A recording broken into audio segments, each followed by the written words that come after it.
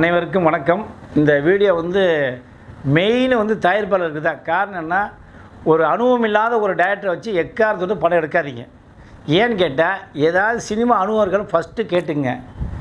அதேமாதிரி இந்த short film பண்ணியிருக்கேன், நான் இன்ஸ்டாகிராமில் பண்ணியிருக்கேன், ட்விட்டரில் பண்ணியிருக்கேன், யூடியூப்பில் போட்டிருக்கேன், அவனையெல்லாம் தயவு செய்து படம் எடுக்க வந்துடாதீங்க. அவன் ஒரு ஐடியா கொடுப்பான், அவன் உங்களையே பிளாக்மெயில் பண்ணுவான். காரணம்னு கேட்டால், உங்களுக்கு பிடிச்சிருக்கீங்க புதுசாக படம் எடுக்க வரதுனால பாதி பேர் சினிமாவுக்கு தெரியாது. அந்த சினிமாவுக்கு தெரியாததுனால அவன் எல்லாமே தெரியுங்கிற மாரி பல ஏமாத்தரில் என் சங்கத்தில் வந்துருக்கு. நிறைய பஞ்சது. ஏன் கன்னியாகுமரியிலேருந்து, தூத்துக்குடியிலேருந்து, திருநெல்வேலியிலேருந்து, கோயம்புத்தூர், எல்லா தமிழ்நாட்டில் உள்ள 38 மாவட்டத்தில் உள்ளவங்களும் என்னோடய இதில் ஒவ்வொரு சங்கம். அதனால் ஒரு நல்ல அனுபவசாலியான ஒரு டேரக்டர் தேர்ந்தெடுங்க. யார்கிட்டயாவது ஒர்க் பண்ணியிருக்கியா, இல்லை என்ன படிச்சிருக்கிற, இல்லை இந்த டேரக்ஷன் டெக்னீஷியன்லாம் தெரியுமா, இல்லை டிஏபி படிச்சிருக்கியா, இல்லை யார்கிட்டயாவது ஒரு சாதாரண ஒரு டேரக்டர் இந்த கேஎஸ் ரவிக்குமார்ட்டியோ, இல்லை அறிவுதயகுமார்ட்டியோ, இல்லை பேராசிட்டியோ, இல்லை மிகப்பெரிய ஒரு டேரக்டர் சங்கம் இருக்குங்கிற இப்படி யார் பௌத்திரங்க ஏதோ பழைய டேரக்டர் யார்கிட்டையோ ஒரு ஒர்க் பண்ணியிருந்தியா, இல்லை இவ்வளோ வருஷம் இருக்கான்னு சொல்லியிருந்தா அவன் தான் ஏமாற்ற மாட்டான் ப்ரொடியூசரை. என்ன காரணம், அவனோட லைஃப் எப்படியா ஜெயிச்சு வரணும். ஏன்னா இத்தனை வருஷம் பொண்டாட்டி, புள்ள, அண்ணன், தம்பி, சொந்த பந்தம், நல்லது கெட்டது எதுக்குமே போக மாட்டேன். எப்படியா டேரக்ஷன் பண்ணி வாழ்வாதாரம் இருக்கும்போது ஒரு ஏதாவது ஊரில் ஒரு விசேஷம்னா கூட போக முடியாது, ஒரு கல்யாணம்னா கூட போக முடியாது, ஏதாவது ஒரு டெத்து இதுனா போக முடியாது. ஏன்னு கேட்டால் போகிறதுக்கே பணம் இருக்காது ஊருக்கு. அதுக்கப்புறம் அவனோட வாழ்றதுக்கு போது ஏதாவது ஃபோன் பண்ணால் கூட அது யாரும் இல்லை, அவன் ஏன் சினிமான்னு சுற்றிட்டு இருக்கான், என்ன டேரக்ஷன் பண்ணி சொல்லியாமல் அப்படியே போயிட்டுருக்கான் சொல்லுவான். அந்தமாதிரி ஆளை நீங்கள் எடுத்திங்கன்னா உங்களை ஏமாற்ற மாட்டான். அப்படியே அவன் உங்களுக்கு டவுட்டாக இருந்தால் கூட என்னென்னா, அவனுக்கு வறுமையில் ஒரு மிஞ்சி போனால் என்ன ஒரு 500,000 ஏமாற்றி சாப்பிட வந்தால் வருவான்.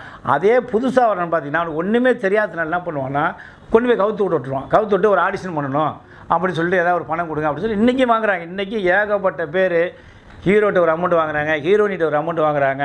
அப்போ இந்த ஆடிஷன் வரணுன்ட்டுலாம் 5,000 10,000 சொல்லி என்னிகிட்டே ஒருத்தன் என்னோடய இதிலே கேட்டான், டெய்லி நான் 5,000 வசூல் பண்ணிக்கிறேன் சார், நான் உங்களுக்கு ஏதாவது நான் பண்ண முடியாதுப்பா, எனக்கு இந்த காசு வாங்குறதுக்கு போகிறதுலாம் இன்னும் இல்லை, நீ எனக்கு வாடகை கொடுத்துக்க, 2,000 ரூபா வாடகை கொடுத்துட்டு என்னமோ பண்ணிக்க, ஆனால் நீ காசு வாங்குறது வரல, எனக்கு அது ஒத்து வராது, அதை நான் பண்ணவும் மாட்டேன் அப்படி சொல்ல எனக்கு தேவையில்லை சொல்லி கூட நான் இந்த ஆஃபீஸ் இப்போ இருக்கிறத விட சொல்லியிருக்கேன், நேரடியாக சொல்லியிருக்கேன் அவன்கிட்ட. ஏன்னா யாரும் ஏமாற்றி வாழ்ந்து சரித்திரமே கிடையாது. அந்த காலம் இந்த காலம் வரைக்கும் உண்மையாக உழைச்சவன் யாருமே தோற்றதும் கிடையாது, அவங்க ஏமாந்ததும் கிடையாது. ஏன்னா ஜெயிச்சிருவாங்க. என்ன காரணம், இப்போ நான்லாம் 35 வருஷம் ஆச்சு சினிமாவுக்கு எல்லாத்தையும் இழந்தேன். இருந்தாலும் அந்த சினிமாங்கிற முயற்சி நான் கைவிடாதனால இன்றைக்கி 24 சங்கத்துக்கு தலைவராக இருக்கிறதோட இன்றைக்கி சினிமாவை நம்பி வர அத்தனை தயாரிப்பாளர் நான் ஒரு பாதுகாவலாம் நின்று, அதை நானே பெருமை சொல்ல நின்று அவங்களுக்கு எல்லா சப்போர்ட் பண்ணிட்டு. காரணம் என்னென்னு கேட்டால், சினிமாவில் எல்லோரும் ஜெயிக்கணும், தோக்கக்கூடாது. எப்படி ஒரு விவசாயம் பண்ணி தோத்துட்டா திருப்பி மழை பெஞ்சா திருப்பி திருப்பி விவசாயம் பண்ணிக்கிட்டே இருக்குமோ அந்தமாதிரி தான் சினிமா. இந்த டிராஜனோட பூ இந்த விதைகள் போட்டால் பூ பூக்கும் செடியாக வைக்கும் அப்படின்னு ஒரு பாட்டு இருக்குது. அந்தமாரி எந்த சொல்லியும் சினிமா வளர்ந்துக்கிட்டு தான் இருக்கும். அதை ஏமாற்றாமல் உள்ள சில இருந்தால் தான் சினிமாவில் ஜெயிக்கலாம். சில கிருமிகள் இன்னும் எவ்வளோதோ டேரக்டர்கள்லாம் போய் சொல்லி ஏமாற்றிட்டு சினிமாவே தெரியாமலாம் எடுத்துக்காங்க. அதெல்லாம் தயவு செய்து விட்டுட்டு தயாரிப்பாளர் படம் பண்ணும்போது அந்த டேரக்டர் யார், என்ன அவனை பேக்ரவுண்டு, யார்கிட்ட ஒர்க் பண்ணால் எப்படி சொல்லி அவனோட இதெல்லாம் தெரிஞ்சுக்கிட்டு பணத்தை போட்டு படம் எடுங்க.